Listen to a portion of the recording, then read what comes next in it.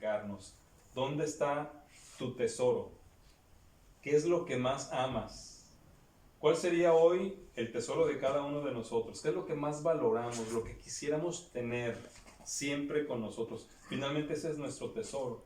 Y eso puede ayudarnos y ubicarnos a nosotros para saber dónde estamos. Porque en el momento del pecado de Adán y Eva estaban en donde había seguridad. ¿Dónde? Escondidos. Allá se sentían seguros. ¿Dónde estamos nosotros ahorita? Tal vez donde nos sentimos seguros es en el cuidado de las cosas materiales. Y la pregunta es, ¿dónde está Dios con respecto a nosotros cuando estamos ocupados en lo material? ¿Dónde está Dios? En el mismo Evangelio de Mateo, en el capítulo 6, pero en el verso 24, Jesús dice, ninguno puede servir a dos señores, porque o aborrecerá al uno y amará al otro, o estimará al uno y menospreciará al otro. No pueden servir a Dios y a las riquezas. Entonces, fíjense, cuando pensamos en esto, ¿dónde estás? Si estamos ocupados en lo material, no podemos estar en buena relación con Dios. Y no quiere decir que sea algo malo, porque bueno, tal vez el trabajo, los quehaceres nos absorben, pero lo que pasa aquí es que en ese momento de estarnos dedicando tanto a lo material, Dios seguramente y de manera continua nos pregunta, ¿dónde estás tú? ¿Y dónde estamos?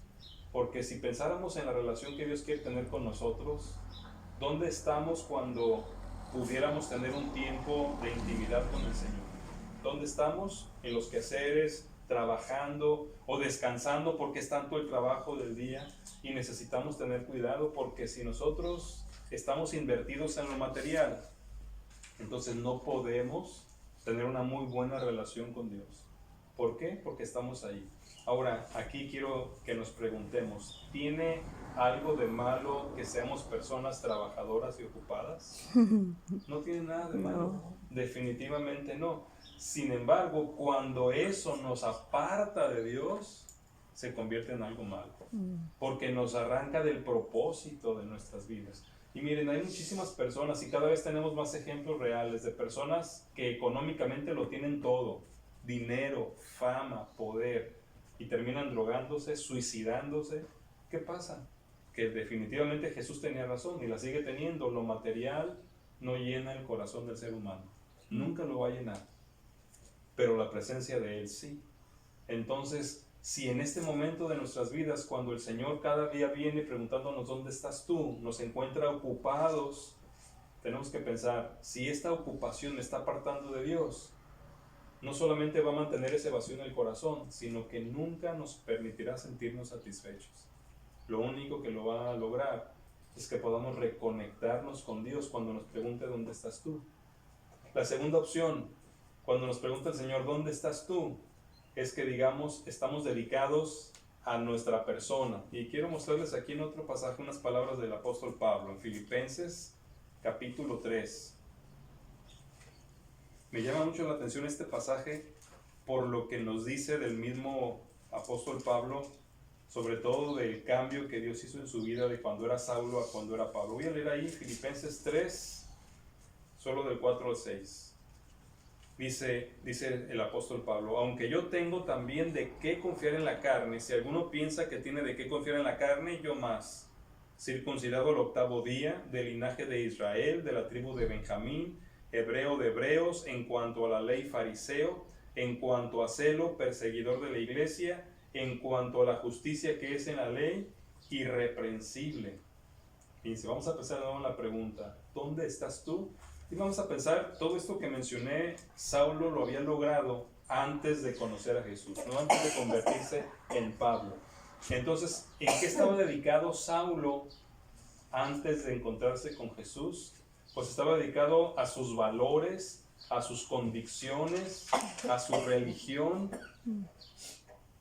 Yo no sé si esta sea la parte en la que nos estamos invirtiendo ahorita, en el alcance de nuestros sueños, en el alcance de nuestras metas, en la defensa de nuestros valores, de nuestras convicciones, o incluso, como suele suceder en nuestro tiempo, muchos cristianos que están tan metidos en su religión, no con Cristo, sino en su religión, que finalmente están apartados de Dios por estar protegiendo su religión.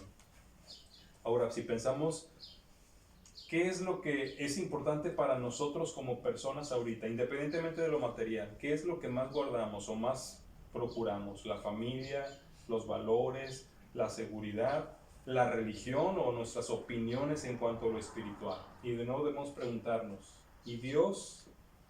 He conocido muchos muy fieles a la iglesia a lo largo de mis más de 20 años de pastor que no tienen relación con Jesús.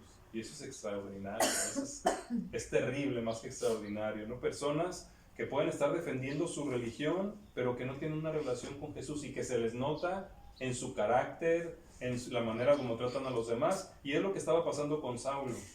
Saulo había trabajado en sus metas espirituales y religiosas y de valores a lo largo de toda su vida. Había llegado a un punto como fariseo que era lo máximo. Pero ¿qué vemos en Saulo? Amargura, enojo contra los cristianos, incluso odio, porque vemos que él consentía en que mataran a los cristianos. Una persona de buenos valores puede participar de eso, y Saulo lo estaba haciendo. Si a nosotros en este momento nos tienen atrapados nuestros valores, nuestra religión, nuestras opiniones o nuestras tradiciones también, quizás debemos pensar que tal vez debería venir Dios, como lo hizo con Saulo. Porque de alguna manera, aunque no le hizo la misma pregunta que Adán, ¿dónde estás tú? ¿Sí se acuerdan la pregunta que le hizo Dios a Saulo cuando lo tumbó ahí a ese mediodía en el camino de Damasco? Sí. Saulo, Saulo, ¿por qué me persigues? Estaba habiendo un encuentro de Dios con Saulo.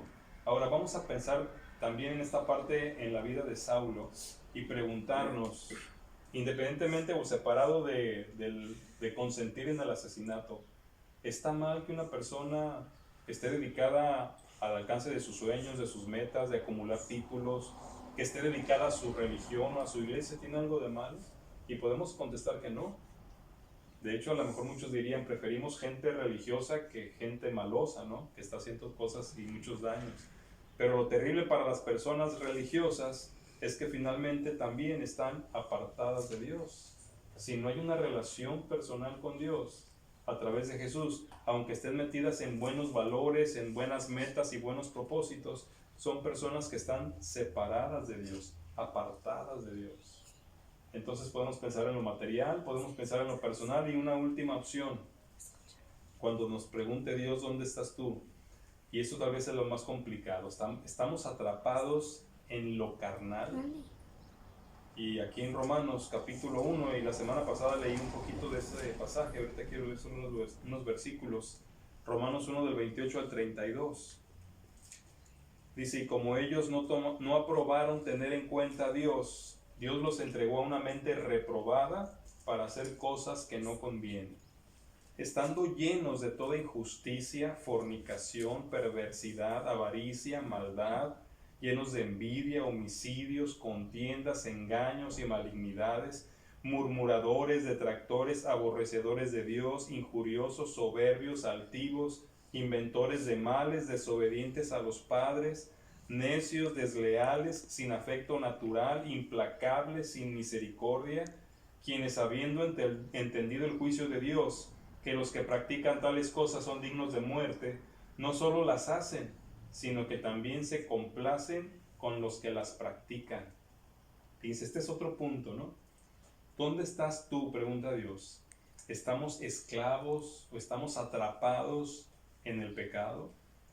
Porque podemos pensar en las personas que están dedicados a lo material y así por encima podemos decir, pues no están haciendo algo malo. Podemos pensar en las personas que están dedicados en sus valores, en su persona, incluso en su religión y decir, pues no están haciendo nada malo. No son realmente personas que merezcan algo terrible. Sin embargo, si estamos en un mal hábito, por ejemplo, si hay una adicción en nuestras vidas o hay perversión, la pregunta es si nos sentimos bien ahí. Y de nuevo la pregunta sería, ¿y Dios? ¿Dónde están las personas que están atrapados en lo carnal con respecto a Dios? Porque Dios sabe en lo que estamos atrapados. Dios conoce nuestras debilidades. Dios sabe de nuestras tentaciones. De hecho, cada vez que hacemos algo terrible o si alguna de estas cosas que mencioné en esta lista es parte de nuestra vida, Dios está ahí cuando lo estamos haciendo y cuando lo estamos sintiendo. Y es aquí donde viene Él, Dios, a nuestras vidas y nos pregunta, ¿dónde estás tú? ¿Dónde estás tú? Ahora, las otras dos, preguntaba yo, ¿tiene algo de malo? Y podemos decir que no, pero si pensamos ahora en esto, alguna persona que está metida en la soberbia, la altivez, la lujuria, las detracciones, ¿esto tiene algo de malo? Sí. Definitivamente sí. Esto es terriblemente malo, es muy malo porque estaban las personas no solamente apartadas, separadas y condenadas, sino esclavizadas a algo que va a autodestruirlos en vida. Pero hay algo aquí que debemos saber. Los tres lados o las tres opciones tienen al ser humano donde mismo. Nos tienen donde mismo, apartados, separados de Dios y condenados. Aquí es donde mucha gente critica a Dios y lo juzga diciendo que Él no es justo.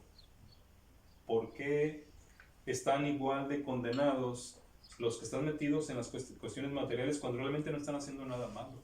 Las personas que están metidas en el alcance de sus propósitos personales y en el fondo no están haciendo nada malo.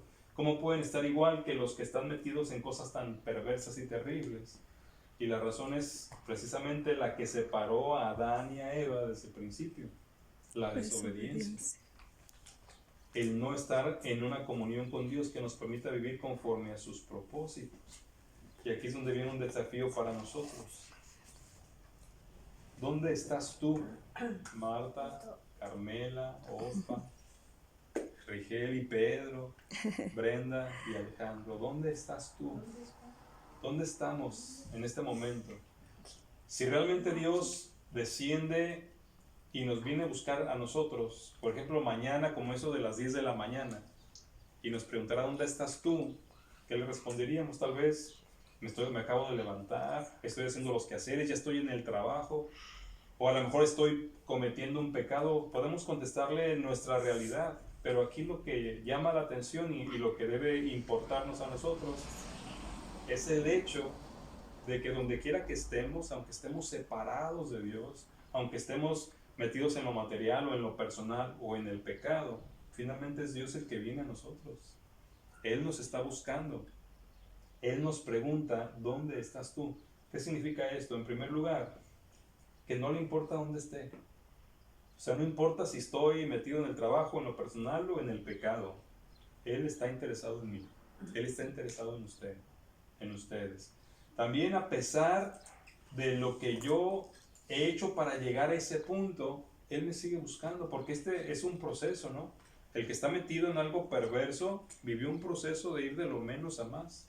El que se convirtió en esclavo del trabajo, en el que se convirtió en religioso, en algún punto en ese proceso se fue separando de Dios, fue rechazando a Dios o ignorando a Dios. Y finalmente estamos en el mismo punto. Y Dios nos está buscando a pesar de que a Él lo hemos hecho a un lado, de que lo hemos ignorado o lo hemos sacado del centro de nuestras vidas. ¿Eso qué significa? Que Dios nos ama, que Dios nos está buscando y que Dios nos está llamando. Ahora quisiera terminar con 3 pasajes más y se lo voy a leer rápidamente. El primero está en Isaías 1:18.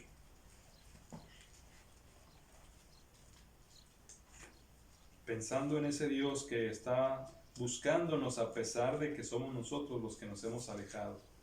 Isaías 1:18. Este es un mensaje que da Dios a su pueblo y que es para nosotros también el día de hoy. Dice Dios, vengan luego, dice el Señor, y estemos a cuenta. Si sus pecados fueren como la grana, como la nieve serán emblanquecidos.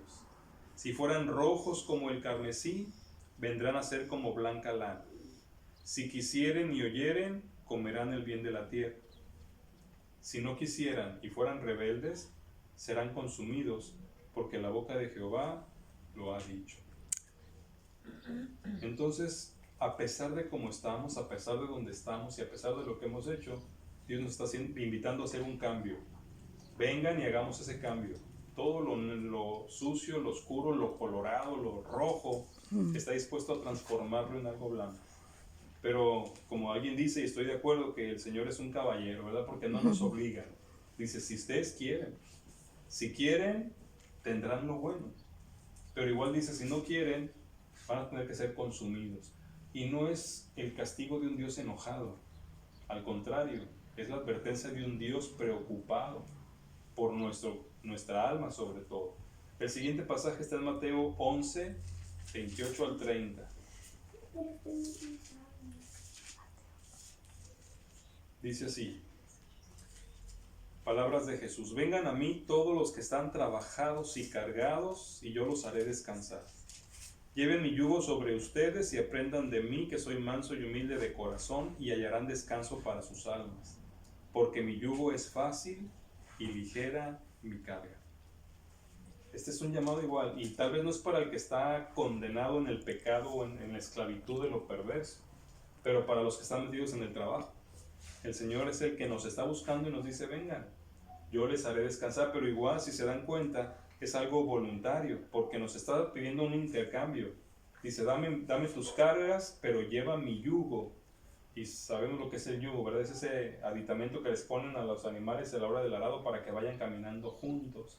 Cuando el Señor dice, toma mi yugo, lo que está diciendo es, amárrate a mí. Yo soy el que va a llevar la carga, yo llevaré la dirección, y eso es lo que más nos conviene a los seres humanos. Lo interesante es que es Él el que nos está invitando. Y el último pasaje está en Apocalipsis 3:20, que seguramente algunos de ustedes lo recordarán. Y lo que me llama mucho la atención también es que este pasaje, aunque lo usamos mucho para invitar a las personas que no han entregado sus vidas a Jesús, es un mensaje que le fue dado a los cristianos, a la iglesia, en particular a la iglesia de la Odisea. Dice ahí en el versículo 20, he aquí, yo estoy a la puerta y llamo. Si alguno oye mi voz y abre la puerta, entraré a él y cenaré con él y él conmigo. Así que la pregunta que hizo Dios y que estamos reflexionando es, ¿dónde estás tú? Pero ahora la pregunta con este último pasaje es, ¿dónde está Dios? Según lo que dice el pasaje, está a la puerta. Está en la entrada de nuestra vida. ¿Y qué está haciendo? Llamando.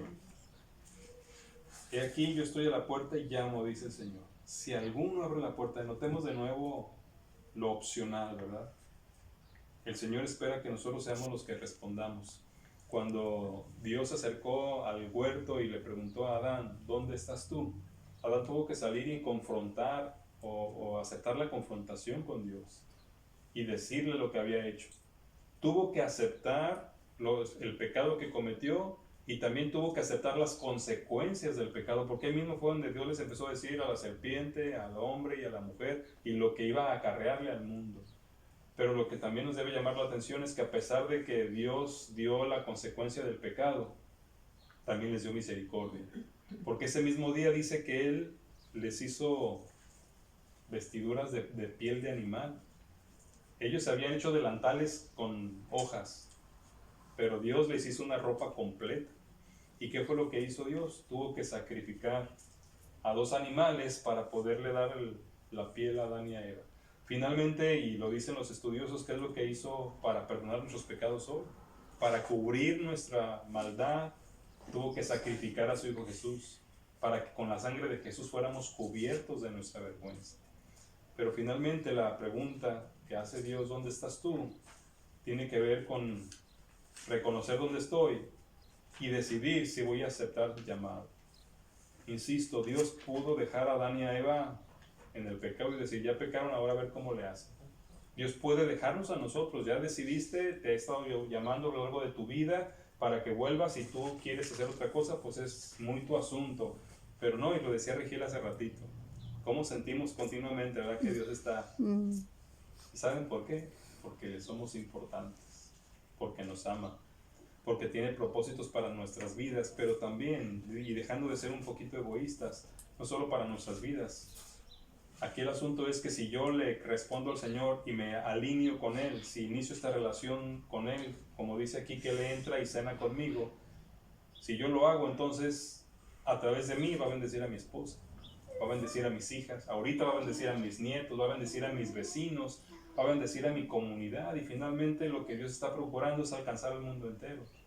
A través de uno que le responda la pregunta cuando Él diga, ¿dónde estás tú?, y que la persona le diga, yo aquí estoy. Y entonces el Señor dice, estoy llamando. Si abres la puerta, entraré y comenzaré una relación contigo. Así que con esa pregunta nos quedamos hoy. ¿Queremos esa relación con Dios? ¿Estaríamos dispuestos a ajustar el lugar donde estamos, es decir, a movernos de donde estamos para colocarnos en donde Dios quiere que estemos, que es con Él? No significa que renunciemos al trabajo, no significa que renunciemos a la ciudad donde vivimos, simplemente significa que comencemos esa relación con Él y Él nos va a determinar: aquí te quiero trabajando, aquí te quiero estudiando, aquí te quiero en esta relación de pareja, aquí te quiero en esta colonia, porque finalmente tiene propósitos. Y lo importante es responder: queremos estar donde Él quiere que estemos, que es junto a Él.